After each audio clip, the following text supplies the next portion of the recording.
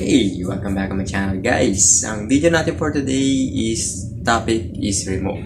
So, syempre marami tayong pwedeng gamitin remote applications like Microsoft RDP, Anydesk, Teamviewer, and so on. So, marami pa na pwedeng application na gamitin. Actually, yung tatlong nabanggit ko is famous one lang.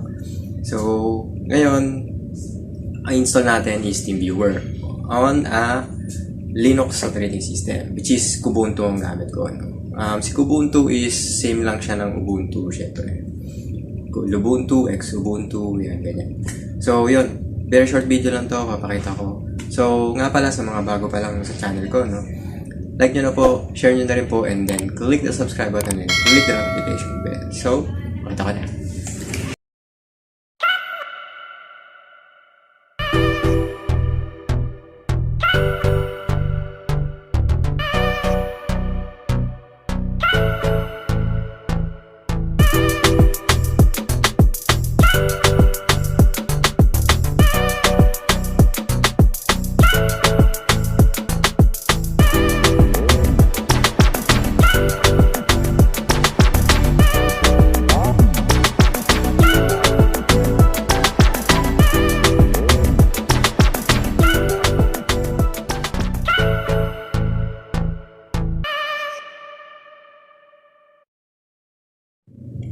Okay, so ngayon mag-i-start tayo kung paano install yung Teamviewer. So, already downloaded yung mismong Teamviewer na dev file.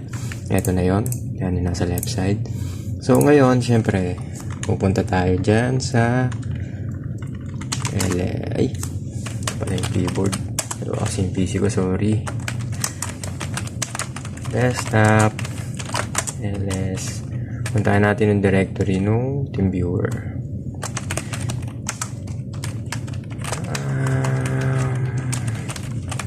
Teamviewer installer. Puntahan lang natin yan. Tapos ls, yan.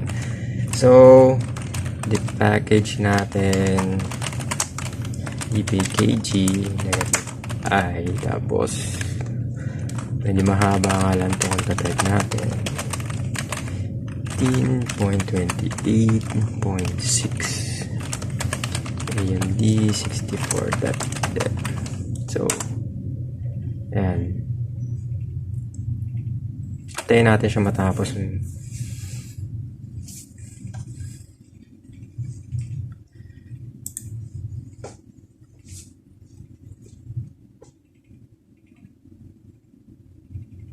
So, yan. Ngayon, tingnan nga natin kung na-install.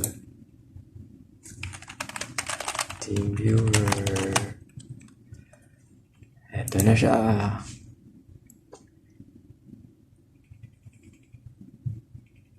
Accept natin yan, siyempre.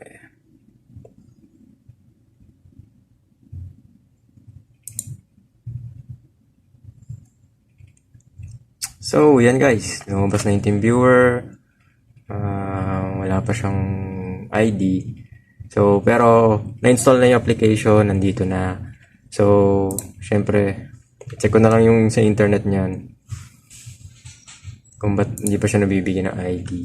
Pero, madali na yun sa part na yan. Ang importante rito is syempre ma-install yung application ni Teamviewer. So, yan guys. So, ano pala? Lumabas na. So, okay. So, yan guys, nakita nyo naman, no? Very short lang, very quick. Wiki lang. Very quick lang yung video. So, yun. Siyempre, pinakita ko lang doon is on how to install. So, hindi na ako nag-remote. Siyempre, para di masyadong mahaba yung video.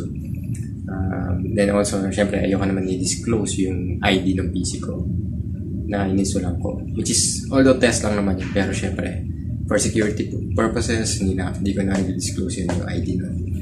So, nga pala, kung gusto nyo yung video, share nyo na po, and then click the subscribe button and click the notification bell. So, I hope nakatulong yung video. Yan. Maraming salamat guys.